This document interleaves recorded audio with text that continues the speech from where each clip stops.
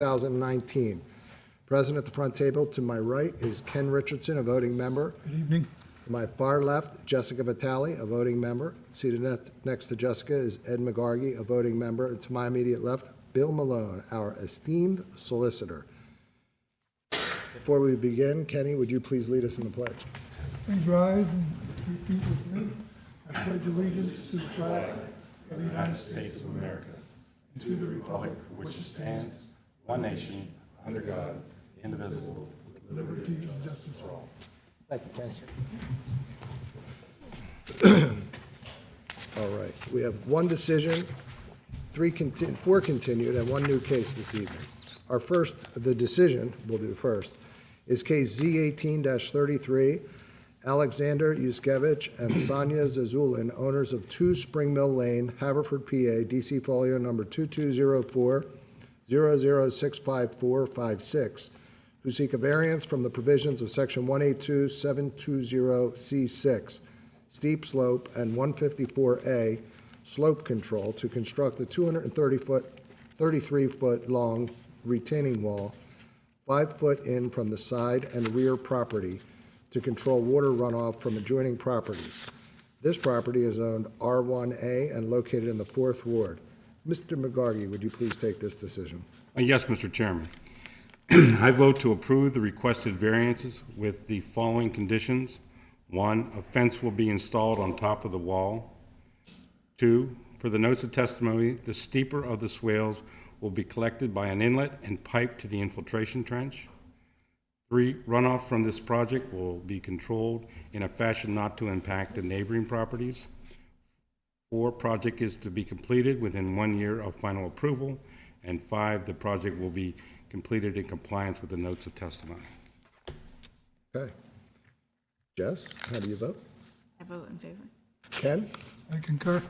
And so do I. That application is approved 4-0 with those conditions. Mr. Chairman? Yes. Mr. McGargy? Yes, I'd like to make a motion that we approve the minutes from January 9th, 2019, because I have not heard any objections. Okay. Any discussion? I'll second that. In favor? Aye. Aye. Opposed? All right. The minutes are moved into the record. Our first continued case is Z18-17, Dennis and Anne Marie Friel, owners of 155 Coopertown Road, Haverford, PA, who seek a variance from the provisions of section 182-727B to allow placement of a 54-inch high estate fence in the front yards on Coopertown Road and College Avenue. Property is on R1 and located in the 5th Ward. Mr. Malone.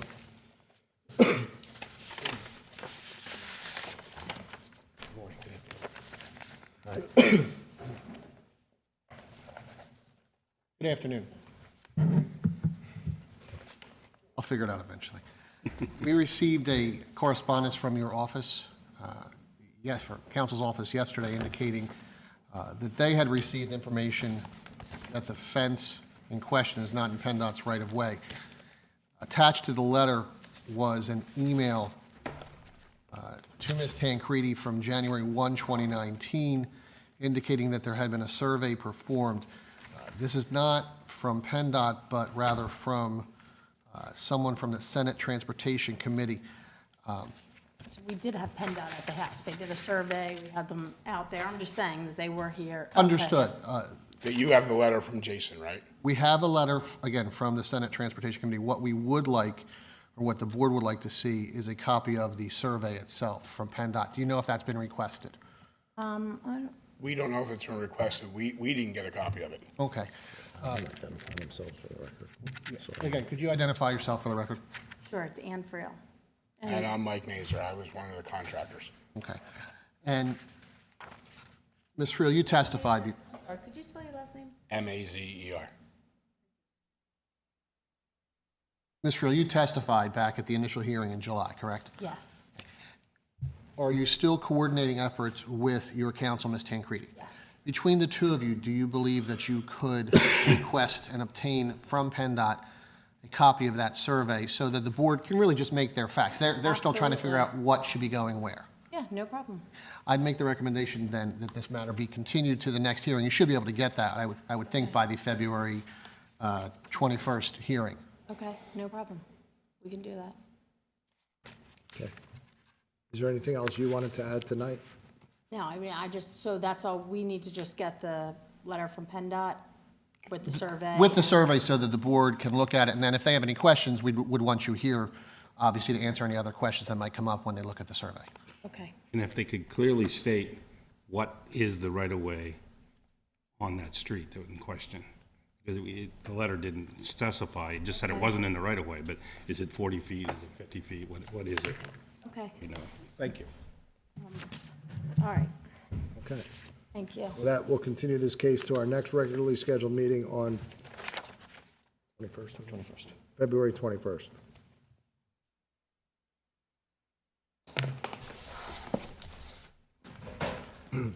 Our next continued case.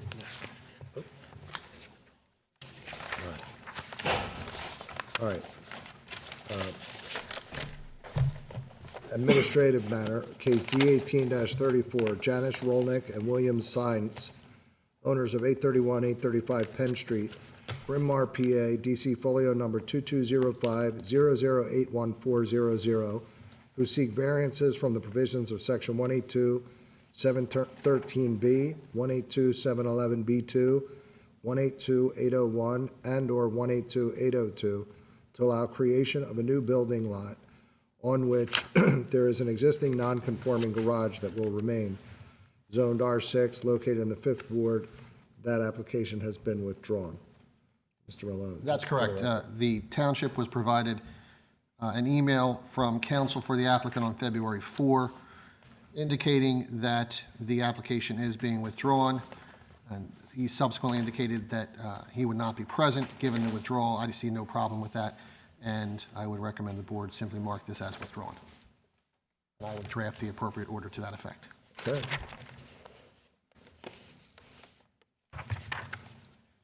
And now, case Z18-37, and unless someone really has a burning desire for me to read the entire description of this case into the record again, I'll just simply read Haverford Mr. Storage LLC, owners of 629 Eagle Road, Lot 2, Havertown, PA, DC folio number 2201-00366-00. And does anyone want to hear the entire description read by me? Okay. I read it into the record at the first hearing, so.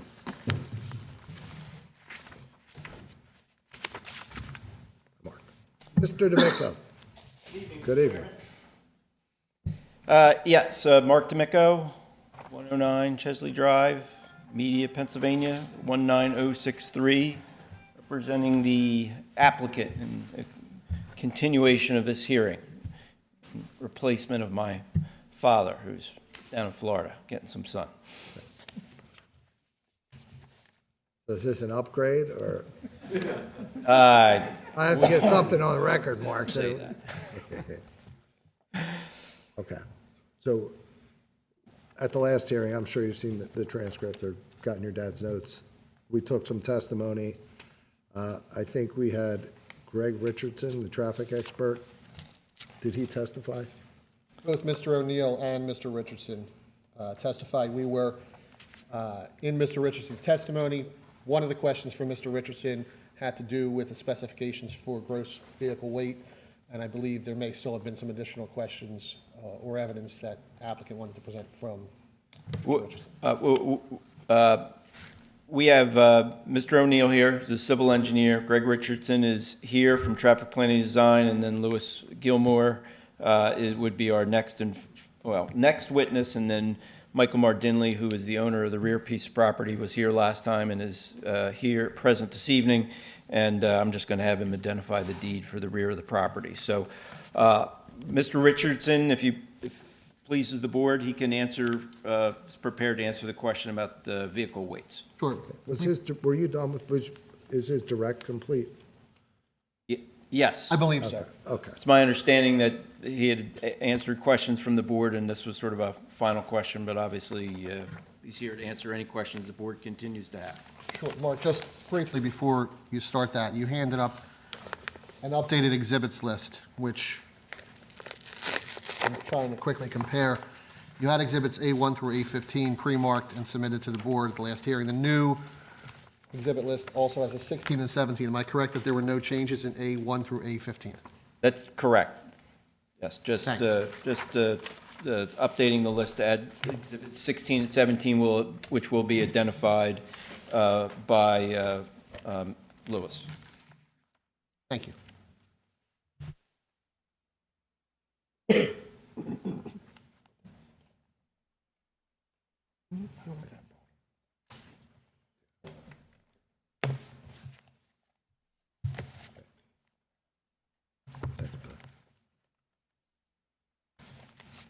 So, questions? Kenny, do you have questions at this point? Okay. Greg, do you want to address the gross vehicle weight questions that were asked? Certainly, yeah. I did some research on it. The types of trucks that we're proposing on this site are single units on the smaller side. You typically would see like a U-Haul size truck. As you can see, we've asked for and been provided on the plan two locations for oversized parking that would be contemplated for those vehicles. The weight for those type of vehicles is typically around 8,900 pounds, 9,000 pounds empty. If they're full of furniture, whatever they're have in there, they typically will get up around 15,000.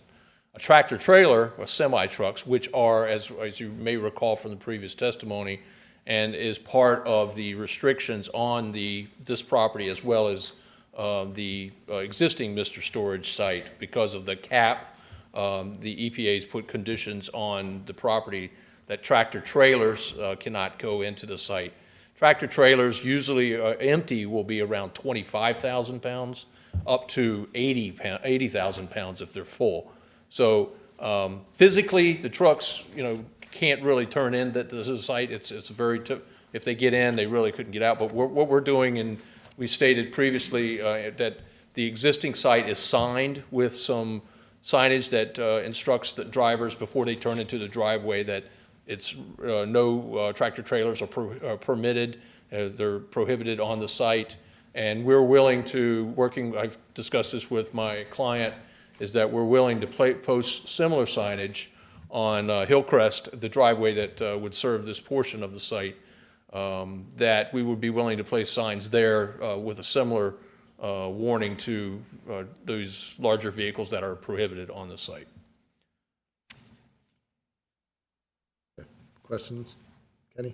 So basically, there's the two reasons for tractor trailers is size and weight. My understanding is, yeah, it's more the weight for the cap. They do not, the EPA did not want these large vehicles putting more pressure on the cap itself from a weight standpoint.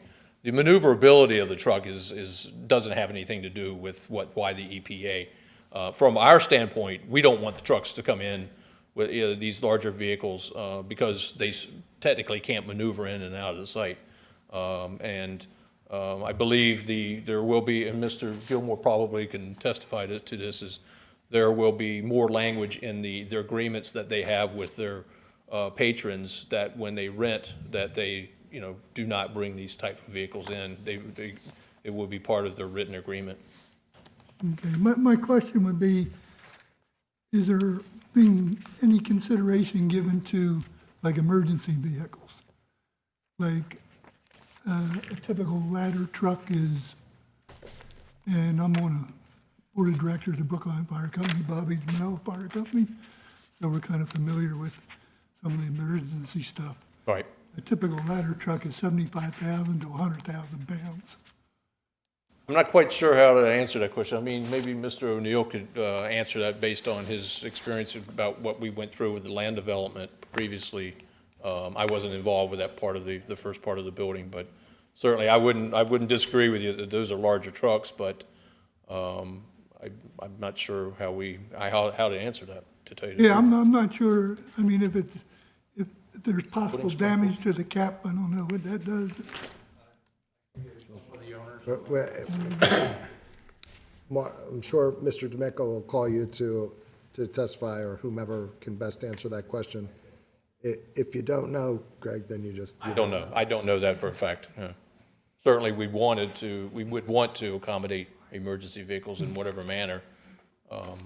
But specifically, I don't know how that was handled under the first iteration of this land use. That's all I have. Jessica? Mr. Chairman, I don't want to interrupt, but Dennis would be prepared to an answer to Okay. Richardson's Well, question. let me see if there's any other questions for Greg at this time. Jess? No. Ed? No. Okay. Okay, thank you. Thank you. How you doing, Dennis? Doing well, thank You you. were sworn at the last hearing, right? Pardon me? You were sworn at the last hearing. Yes. Okay. So you heard the question asked by Mr. Richardson? The initial land development addressed that by putting in an emergency access for the heavier weighted vehicles at the far end of the building, closest to Swiss Farms. They actually come through the Swiss Farms entrance, just not on top of the cap. So there's an emergency access for the larger fire department vehicles to get into the site. Smaller vehicles can still access through. There is enough maneuverability to access through the lanes that we have.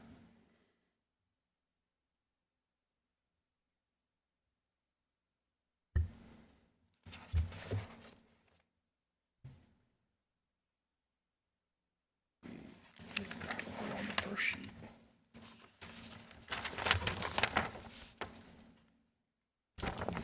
The,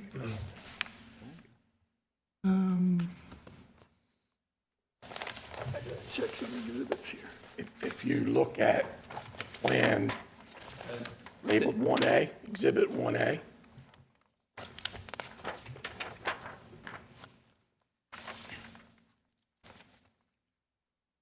just above where it says Eagle Road, 1B. 1A, okay. just above where it says Eagle Road, Yes, you see a 24-foot wide emergency access easement. okay, And that easement will provide access to the front of the building. There's also a driveway which goes past the side of the building that would allow the vehicle to access the side of where the new building would be. so there would be access to both buildings? There would be, yeah. There's a driveway that runs through this easement. You can see it's labeled, it's labeled existing storm sewer easement. There is a driveway through that easement that exits out to Lawrence Road. But the front of the building and the side of the building, if I'm not mistaken, isn't it under the cap? Front is, that end of the building is on the very edge of it.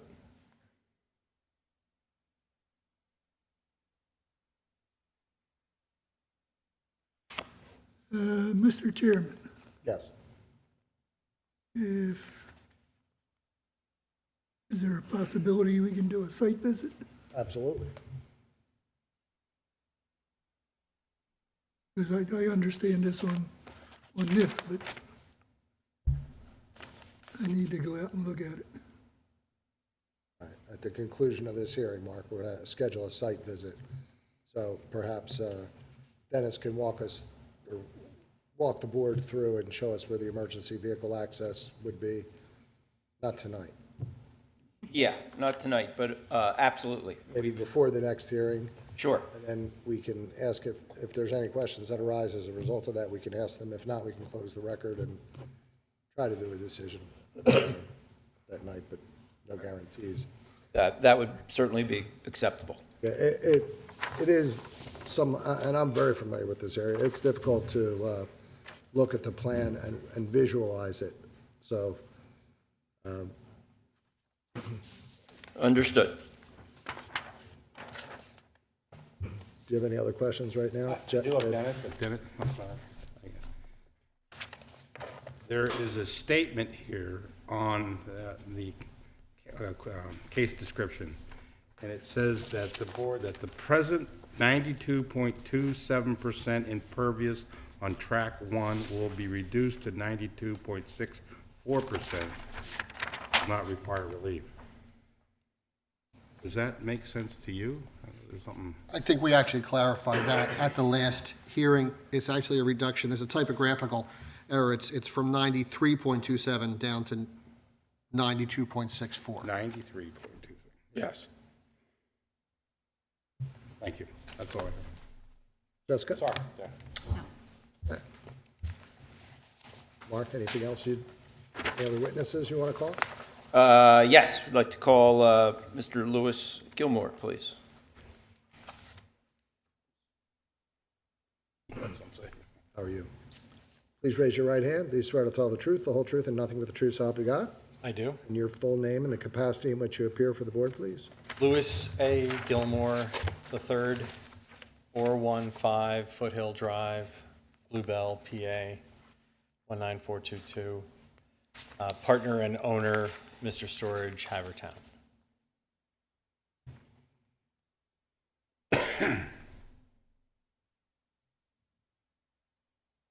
Okay. Please proceed, Mark. I'm sorry, did you get sworn? You got sworn? Yes. Okay, missed that, sorry. All right, and you gave your position with Haverford Mr. Storage LLC? Correct. Partner owner. Okay. And how long have you been in real estate development? Over 25 years. Would you describe your experience in the development of self-storage facilities? We have a family business that analyzes markets, develops sites, and then owns and manages the self-storage facilities in and around the Philadelphia region. And how many self-storage facilities have you developed in the Philadelphia region? Maybe 15. We currently own and manage 7. And would you describe your company's experience with any national or regional self-storage associations? We are members of the Pennsylvania Self-Storage Association. We're members of the National Self-Storage Association. We subscribe to their policies and procedures manual every year and go to their trade shows and follow the industry standards. Okay. And I'm showing you what's been marked as Exhibit A7. That's, would you identify that document to the board? Yeah, it's a brief history of our company and some of the principles. Okay. So Argus Properties, Inc. is a related entity. Is that the management company? Correct. Okay, very good. All right. And you developed the Mr. Storage in Haverford Township at 850 North Eagle Road. Is that correct? Yes. All right. Now I'm showing you what's been marked as Exhibit A2. That's a copy of the deed for Haverford Mr. Storage LLC? Yes, it is. All right. And when did Haverford Mr. Storage open for business? January 20th, 2017. Has the Haverford Mr. Storage been successful? Yes, it has. We've been over 90% full for over a year. Okay. And did you calculate the percentage of your current customers that are residents of Haverford Township? Yes, we did. Okay. It exceeds 90%. All right. And Haverford Mr. Storage has entered into an agreement of sale with the owner of 1315 Lawrence Road. Is that correct? Yes. All right. And let's see. So Exhibit A4, showing you now, that's a copy of the agreement of sale for the property? Yes, it is. Very good. It's your intention to reverse subdivide parcel A that's identified on the McCombie site plan to your current property as shown on the subdivision plan, and to build a self-storage addition to the present building as shown on the land development plan that was reviewed by Mr. O'Neill at the last hearing. That's correct. All right. And you've been in touch with the EPA and received a letter conditionally approving the proposed use for the site with the restrictions entitled Environmental Covenant that we've talked about. Yes. Alrighty. And the restrictions from the EPA would apply to the proposed new development, including the prohibition of the parking of large trucks. That's correct. And why have you elected to build the proposed addition? We've had exceptional call volume indicating the demand is still there. We've got waiting lists. It's just been a very successful venture. And would you describe the proposed addition? It will be almost identical to the existing building, except it doesn't require another office. It'll have all of the matching materials on the exterior. The design inside the building will be identical. It'll cater to small and medium-sized storage units. It'll be 100% climate controlled. It'll have all of the amenities of the front building with the security, the motion detector lighting, the motion detector entrance doors, the elevators. Be almost identical. It's just going to be a small expansion of the existing. Okay, and we've put in the exhibit packages, exhibits 9, 10, and 11, all of which I believe are pictures of the existing. That's correct. Those are existing, photos of the existing Mr. Storage from the front. Okay, so it's your testimony that the exterior look of the building will be consistent with what the board is seeing in exhibits 9, 10, and 11. That's correct. We're proposing matching materials for the rear expansion. Okay, and then we've also got in the exhibit package here, it's exhibit 14. Would you identify that for the board? Yeah, this is not a very accurate computer rendering printout. Wasn't very well done, but it's supposed to indicate that we're going to match the same colors and materials as the front entrance in the rear. So we'll have the same brick, stucco, and red color awning as the front. Okay, but to be clear, this isn't not nearly as accurate as if the board looks at exhibits 10 and 11. No, that was rushed for the meeting, and it's not a very accurate photo. Okay, all right. With regard to parking, the applicant is requesting the zoning hearing board to grant a special exception to have 7 parking spaces, one of which is a handicap space and one of which is a 12 by 20 space for a box truck. Is that correct? That's correct. Okay, and based on your experience, did you make a determination of the parking that would be needed for this rear addition? We did.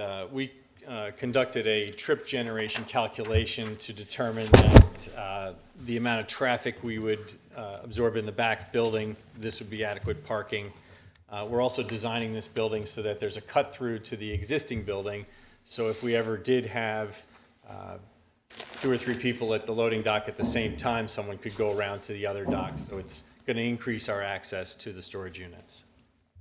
Okay, and in your opinion, are the 7 parking spaces, including the 1 truck parking space, sufficient for the proposed addition? Yes. Okay.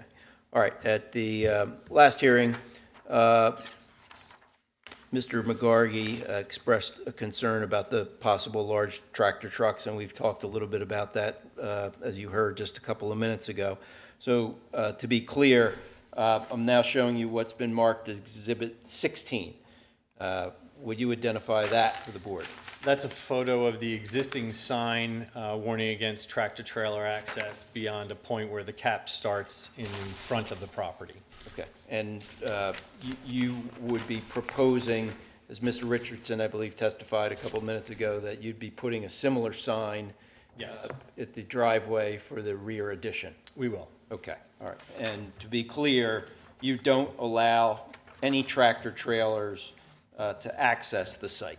We prohibit tractor-trailer access to the site, and the unit sizes that we've planned for the expansion do not cater to anyone that would utilize a tractor-trailer. They are small and medium-sized units. Okay, and now I'm showing you what's been marked as Exhibit A17.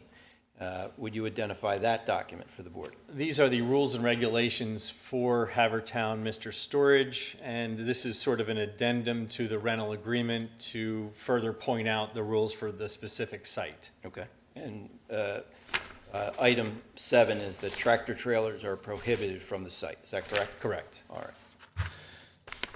All right. Directing your attention to the operations, would you describe the procedure for a proposed customer to become eligible to obtain a storage unit? The prospective tenant would visit the site, tour the facility, select the unit, review and sign the rental agreement. Then we'd review and sign the rules and regulations for the specific site, and then we'd go through using the facility. So they'd be instructed on how to use the keypad, the hours of operation, and then we would point out the items that are prohibited for storage. Okay, and I'm showing you what's been marked as Exhibit A15. Is that the rental agreement? Yes, it is. Okay, all right.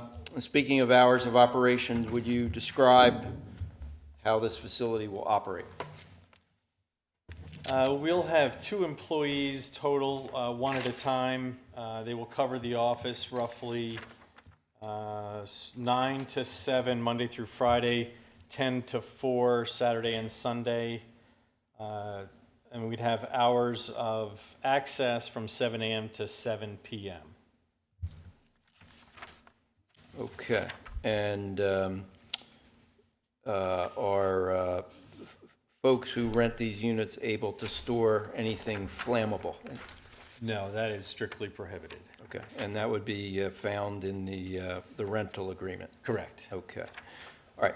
How about security and safety measures? Would you describe those for the board? We have state-of-the-art motion detector cameras throughout the facility, so we can monitor anybody through the facility. The manager watches them as they go through. We also have cameras on the entrances, the exits, the gate. Oh, we don't have a gate, I'm sorry. The keypads. We have a backup generator. That's it. Fire suppression equipment, the sprinkler system. Okay. That is all the questions I have of this witness, Mr. Chairman. Questions? Any? Yeah, in your experience, would a 2-story building have the same parking requirements as a 1-story building? The parking requirements would be based on the quantity of tenants. So I think single-story or multi-story would be the same amount of required parking. Because I'm used to seeing like the multi-story and they kind of drive in and go to their unit. Well, single-story, you could drive right up to your door. Right. So multi-story, you could make a case that you'd have to park in a loading area or near the loading area since you're going indoors. Okay. But in the drive-through single-story, when you apply, how many parking spots do you call that if you're driving around? You understand my question? Yes, I do. I would say that the single-story outdoor access facilities don't require as much parking because you can drive right to your door and that becomes your parking space. Whereas an indoor access facility, which we have existing in the township, would require more parking near a loading dock because you can't drive right up to your door. And the parking that we provided for phase 1 is adequate, so we use the same formula in determining the parking for the rear. And you did your study at phase 1 as far as the parking?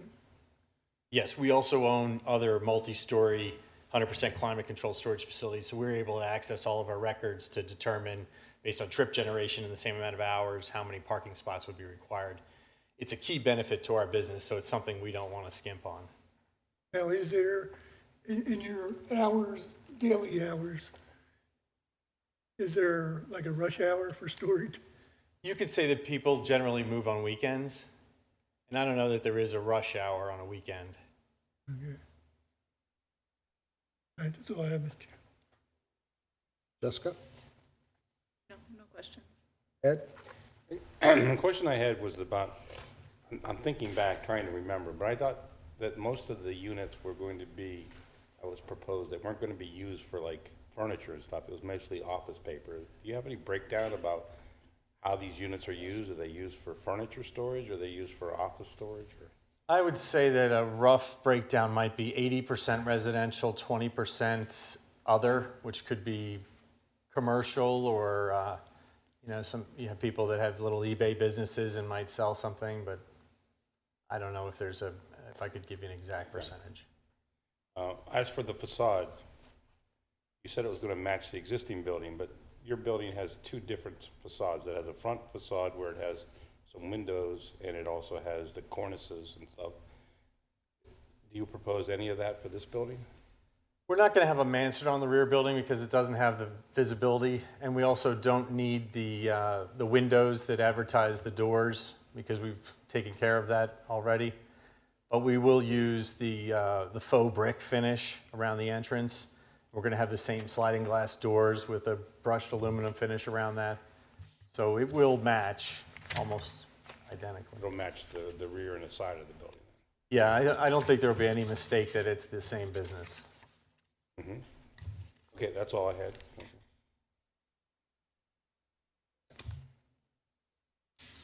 you. Would the height of the addition be? It's going to be slightly lower than the building up front because it's not as wide. So I think it's around 32 feet at the peak, 30 feet at the low end, somewhere around there.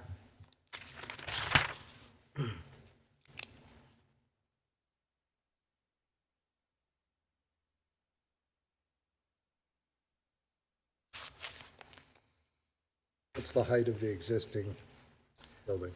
I think the front of the building with the mansard is around 35 feet to the top of the steel. And the rear building is going to be lower than that because it's not as wide and it won't have the mansard.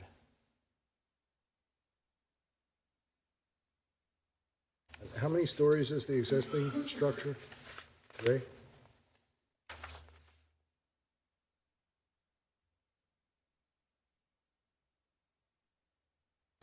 And you're proposing 3 stories for the addition.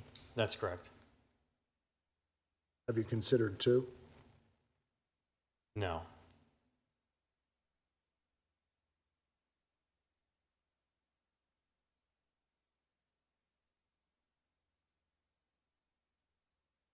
Is 2 not feasible, or you just didn't consider it because you would prefer to have 3? Well, there's demand in the township for more than 3 stories. We felt that to keep the symmetry of the first and second building, we would make them look identical. If we could have joined them, we would, but the foundation detail around the edge, it's got a spread footing that keeps us a little bit off the edge of the existing building. But we think that the look of the 2 buildings after they're completed will look like one roof line. We're going to single slope the building in the same direction. I think the appearance will look like it's going to be one building. If it were only 2 stories, and I'm looking at your Exhibit A10, would the addition still be visible from Eagle Road? Will the addition be visible? Through the trees, yes, 3-story? if it were 2. Yes. Yeah, a 2-story building is going to be around, let me think of this, 22 feet high.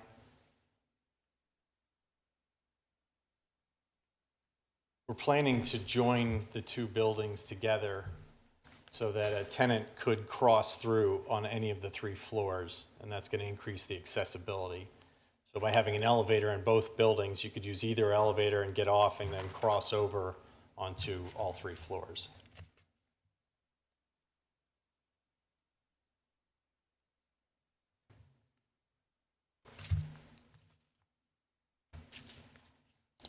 And to be clear, Mr. Gilmore, I'm pointing you to Exhibit 1C, which is the conceptual land development plan. So the lighter building, the lighter color building is the existing building in front, right? Correct. Okay, and the rear building is identified in dark brown. That's right. Okay, and then there's a sort of dark brown connection point there. That's the connection that you were just describing to the board? Correct. That'll be a straight hallway from the loading dock of the front building. It'll follow through into the second building and connect to the back loading dock on all 3 floors. Okay. So the two buildings are connected, they're just connected at that one, basically one width of a hallway. That's right. They're joined together at a little connector or 5-foot hallway. I don't know, it might be a 10-foot hallway.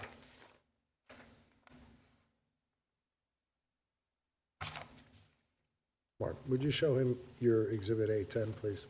Sure. Just set that out.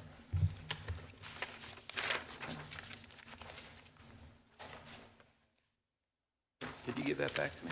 That was the one we were just holding. Is that the rules? The picture. That's this one. It was that picture you were just holding. Okay. Okay. All right. So the lower portion of the existing building, what did you say the height of that is? The low eave height of the existing building is about 31 feet. It's roughly 10 feet per floor.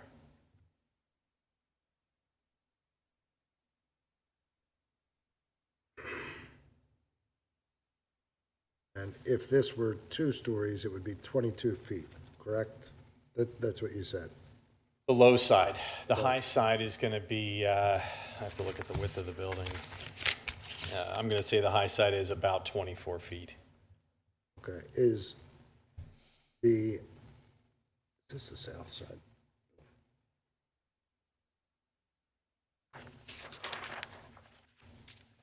The left-hand side of the building, as you face it from Eagle Road, in Exhibit A10, where the trees obstruct the view of the building to some extent, if the building were 22 feet high on this side, would it still be visible, the addition, through those trees? Well, you know, coming down Lawrence, you can see the entire side of both buildings, so it is extremely visible on that side. And our feeling is that by building it the exact same height and color of the existing building, you're going to see one uniform roof line. It's going to look symmetrical. I think if you put a 2-story building back there, the view from Lawrence is going to look like 2 separate buildings, 2 disjointed looks. I think you'll see different roof lines. We wanted it to look like it was the same building.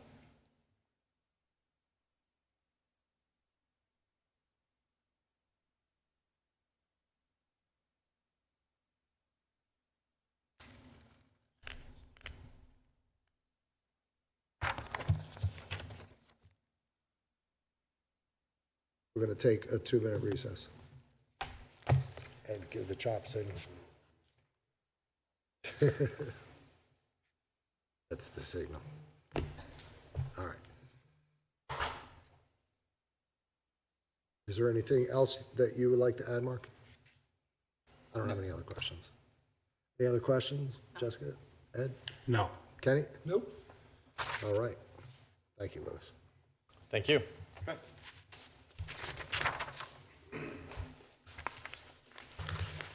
Good evening. How you doing, Mike?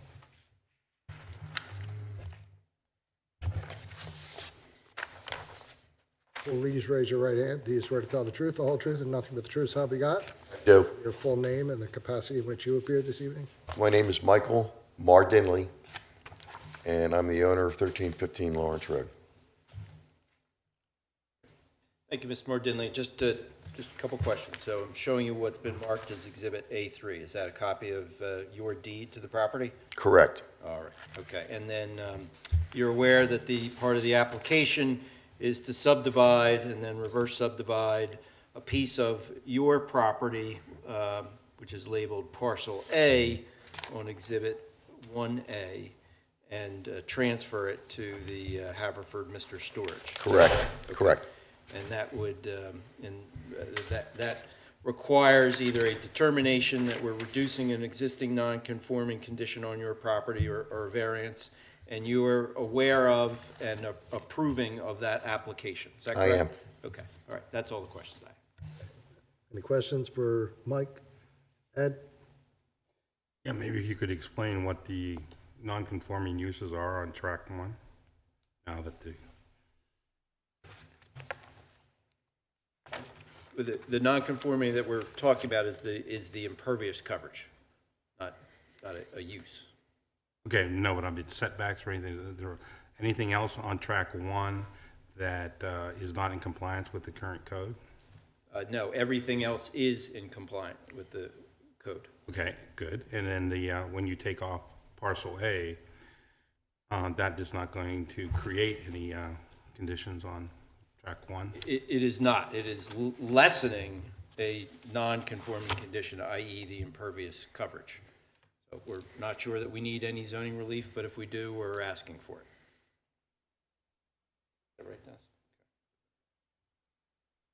It is reducing it because you're smaller in size?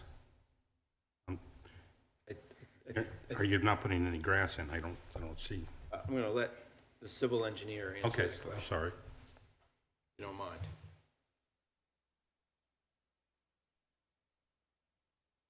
It's reducing the impervious coverage slightly because we're taking 100% impervious cover away from the lot. It's all impervious that we're taking.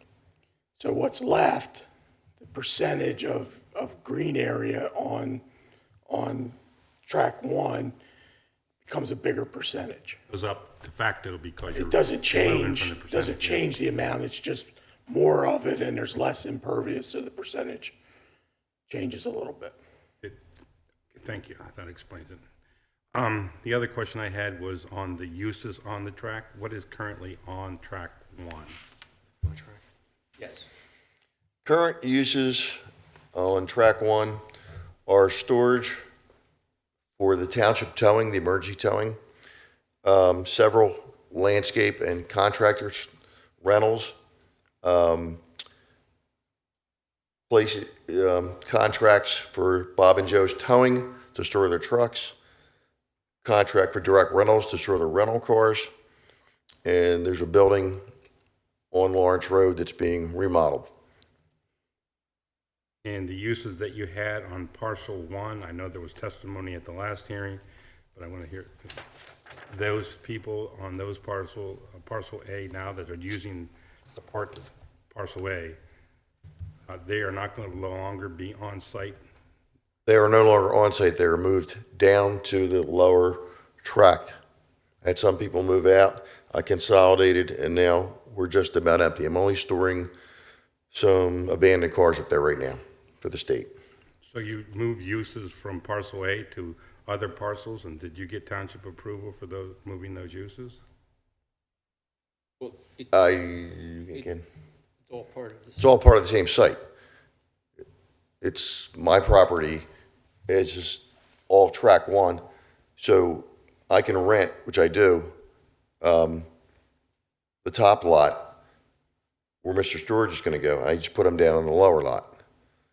But it's all the same piece of property. It's all the same piece of property.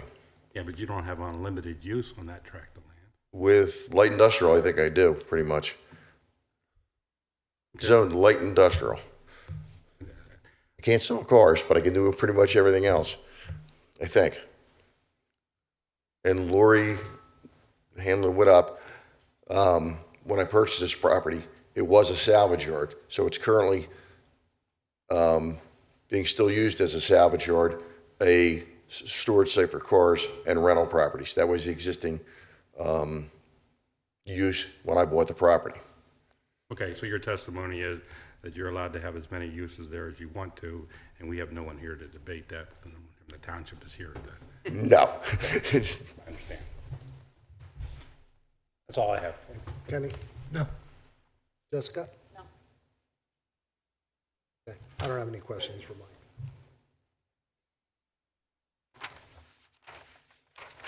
Floor is yours, Mark. Nothing else other than to move for admission of my exhibits. A1 through, what did we get to, 17? A1 through A17, yes, sir. Okay, they're admitted. And we'll schedule a site visit. Are you available on the 21st, Mark? Let's see, let me look behind me and see who's the most important people to go. I think you wanted to see if our engineer could be part of that site visit, since there's questions about, where the fire lanes would be and that kind of thing, so. Dennis, Dennis first. I'm sure Lewis will want to be there. And First? one. Okay. After the site visit. So, The 21st of February. yes, Yes? Dennis is available, Louis? Yes. Okay. and Mike, will you be there? Yes, I'll be there. Okay. So we won't we won't ask you questions at the site. We'll ask the questions so that they're on the record because Arlene won't won't be walking around with her machine there. Unless you have a mobile unit, Arlene. Be good exercise for your ankle. Jessica, and Ed, and Kenny, what time can you guys make it? Because we want to go when it's light, so, is it still light at 6 o'clock?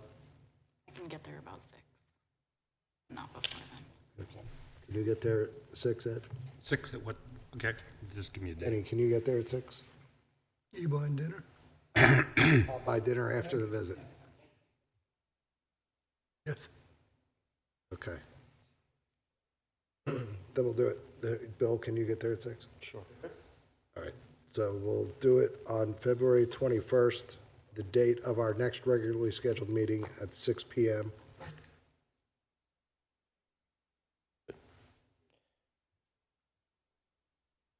And if you have nothing else to add, Mark, then, and there are no other questions from the board at this point, then we'll continue it to our next meeting. Right, okay, so just so my own client hears this, the idea would be to continue it, and then we'll come back on the 21st and answer any further questions as a result of that site visit, Correct, at which point we would then close the record. correct. So I'll postpone my motion to admit my exhibits until next time then. There is one other option. We could fly down to Florida and finish it up in front of Dad. He's only got 2 bedrooms, so 2 bedrooms? we All right, can we'll get do some it. blow-up mattresses and. We'll do it here then. With that, this case is continued to our next regularly scheduled meeting on February 21st. Thank you. Thank you. Have a good night. See you guys.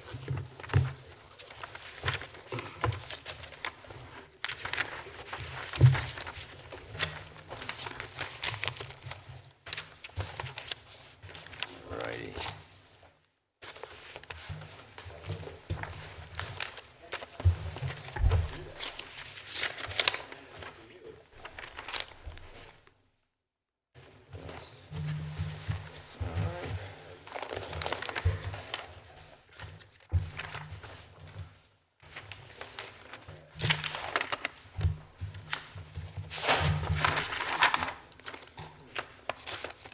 See you, Mark. Good to see you. See you guys. See you. Have a good night. You too.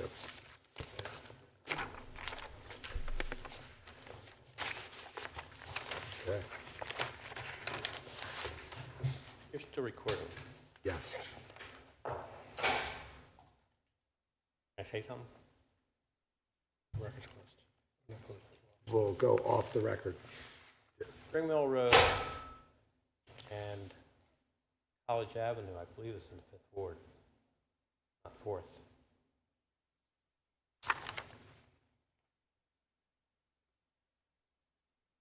Well, it's listed on the agenda as, I know, I'm just saying, I don't think anything of college is in the 4th Ward. Just an item.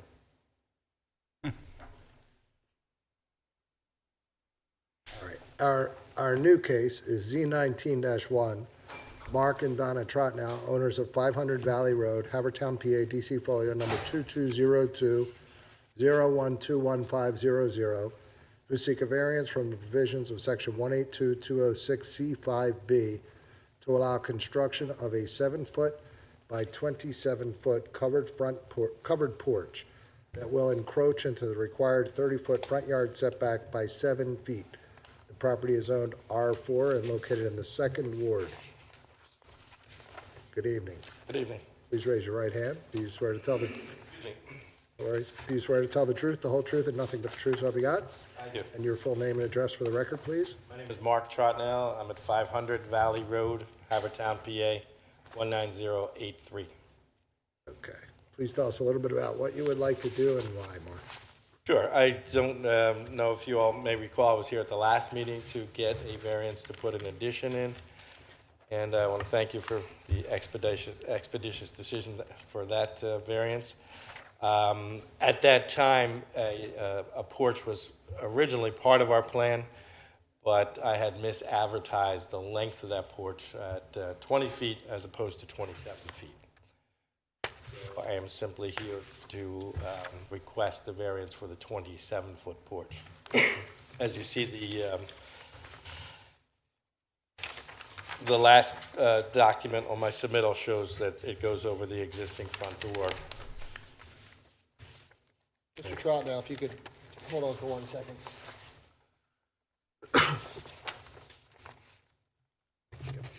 Just let me do something. So you had an application that was identified as case Z1836. And at the hearing on January 9, 2019, this board voted in favor of that application. Is that a fair statement? That is correct, yes. Are you at this point requesting for the economy of this board in terms of evidence and the like to incorporate your exhibits and your testimony from case Z1836? If that is to the board's pleasure, yes. It's really up to you, but would you like the board to accept everything you said previously and your previous exhibits, since the reason you're back here is because of an advertising issue? Makes sense to me, yes. I would recommend the board do that. I really think it serves judicial economy, or the board's economy to do so. Right, we're going to incorporate the record and the exhibits from that hearing into this hearing. And I need to explain this to you. I should have said it before we began. You might recall from the last hearing, we are a 5-member board. We have only 4 members present here this evening. So that leaves you with a few options. You could request a continuance to a future hearing when there are 5 members present. You could proceed with a 4-member board. If there's a 2-2 tie vote, your application would fail.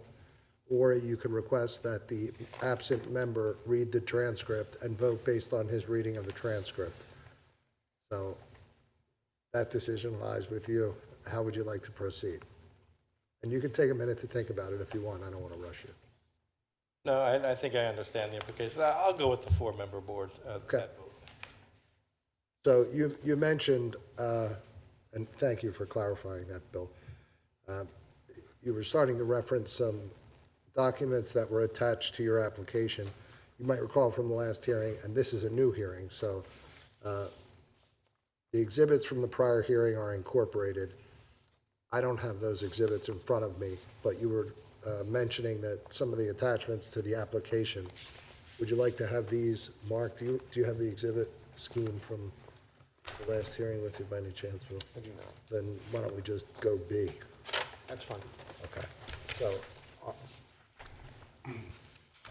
I see 2 drawings and impervious surface calculations attached to the application that you submitted. If you want to make them part of the record in this case, then just as in the last case, you need to have them marked and identify them for the record. Are these 3, would you like to have these 3 documents marked? And are there any others? Yes, I would like to have them marked, and no, there are no others. Okay. And because I don't have the exhibit numbering sequence with me from that hearing, we're going to mark these rather than A, which was your numbering sequence at the last hearing, we'll mark these B, B1, B2, B3. So we'll ask Arlene to mark these, and we'll wait while she marks.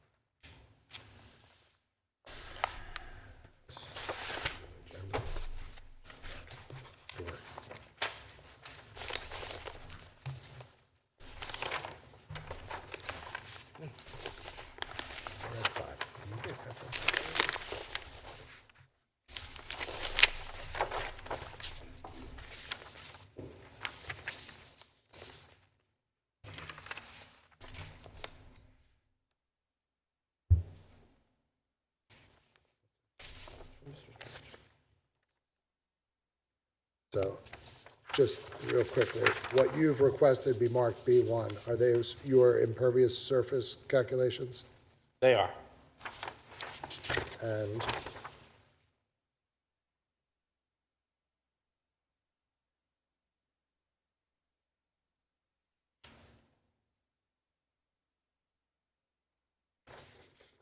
what you've asked be marked B, Exhibit B2, is that a plot plan rendering?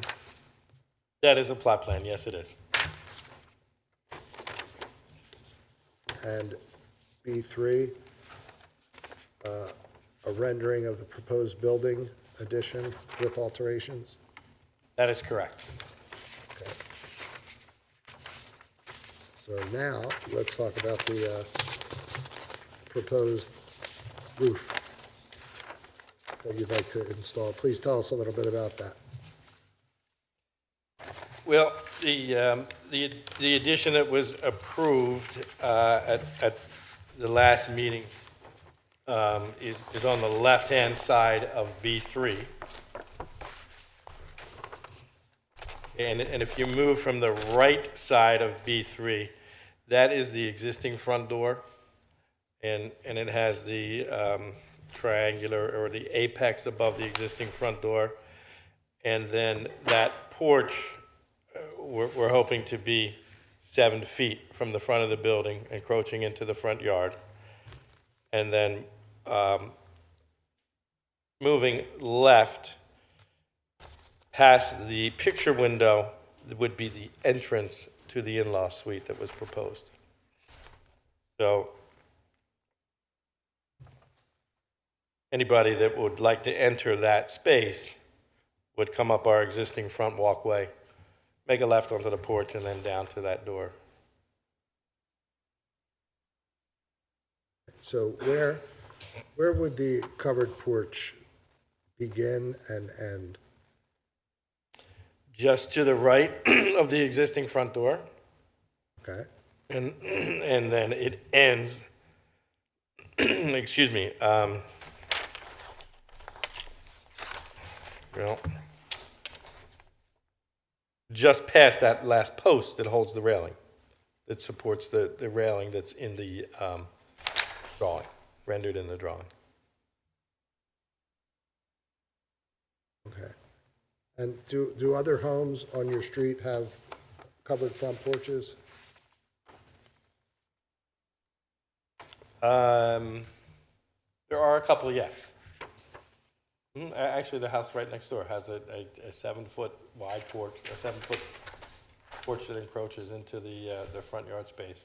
And is your home setback similar to theirs from the road? It is. It is.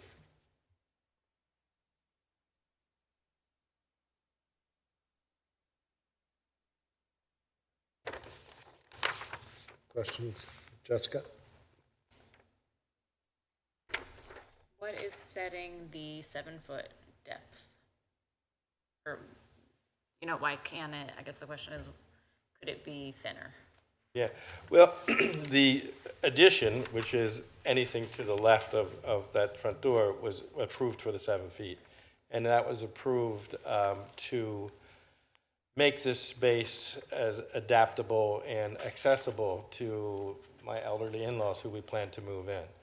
So requesting the 7 foot for the symmetry of the new roof line, and also to be able to have some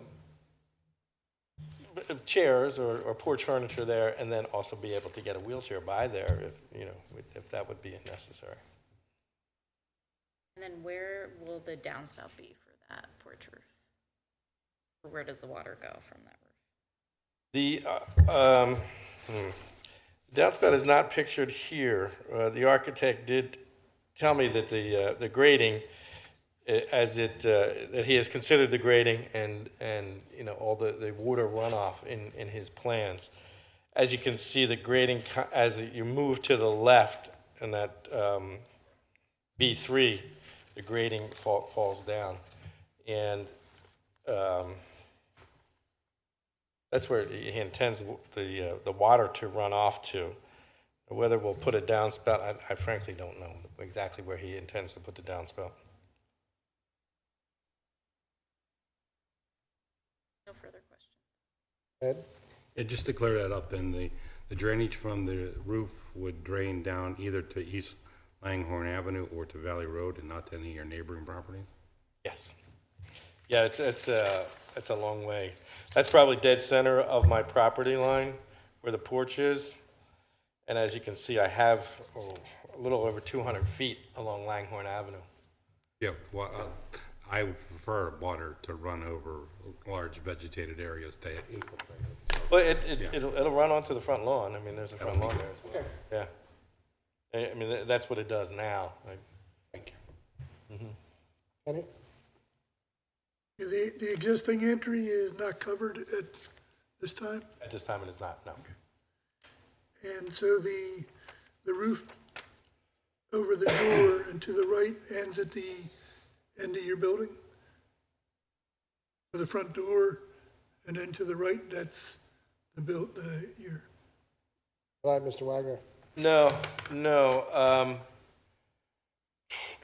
There would be another, the house is currently 57 feet long, so there's probably another 27, 28 feet to the right of that door. That's my existing house. All right, and there's a second floor on that? That is correct, yes, sir. All right, so the end of this covered roof over the porch ends right past the front door? I'm sorry. 2 feet past the front door, so? Yes. Okay, Yes. Yeah. that's all I have. Yeah. If you looked at the plot plan, sir, and you see the sidewalk coming up to the existing house, then you can see how much home is to the right of that. We didn't ask.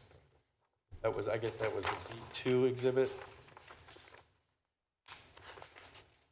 As you come, from the sidewalk up the path to the house, then that crosshatched area is the new covered porch that we're talking about. And then to the right is the existing building. Okay. So you have an idea of how much that answers that question, answer your question. Thank you. Okay. So, Mr. Chairman, we want to cover the go ahead, Ed. the issues. We normally ask for porches if they're approved. Would you accept the condition that you would not enclose this porch in the future? Yes, sir. Yes, sir. And you would need any utilities on this porch?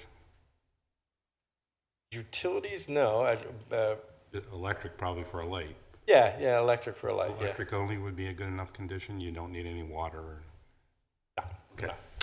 So we probably might consider you would accept those conditions, no enclosures, and you would not need anything more than electricity.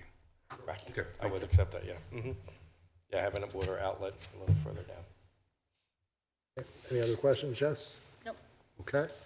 Neither do I. Is there anything else you would like to add? Not at this time, no. Okay. With that, I see the audience is empty, but I have to go through the litany. Is there anyone present that received certified mail that wishes to testify? Anyone present that received regular mail? Any other residents of Haverford Township?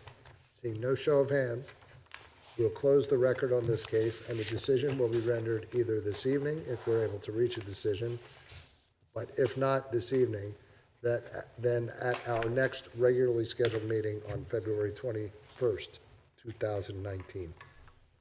Would it be necessary for me to be here for that decision? No? Okay. You would get a letter from the zoning office, or you could call them and ask them, given the hour. Okay. We're going to do the decision tonight, probably. My wife is watching on TV, and she'll watch that too. Well, then, we should have asked her if she had any questions. She wanted us to ask you while you're under oath. Okay, well, thanks again for all your help. I appreciate it. With that, the record on this case is closed. Thank you. You're welcome.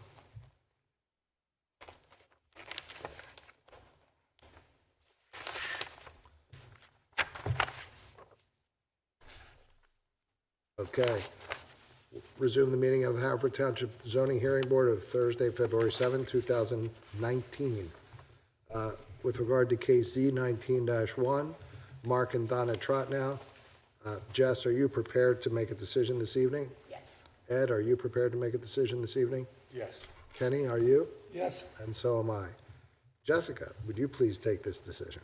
Yes, I vote to approve the requested variance with the following conditions. Number one, that water runoff be controlled or directed so as not to adversely impact neighboring properties. Number two, that the porch will not be enclosed now or at a future date. Number three, that the only utility installed on the porch will be electric.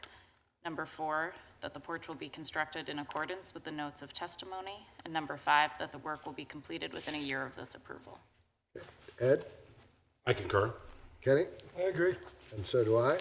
That application is approved, 4-0.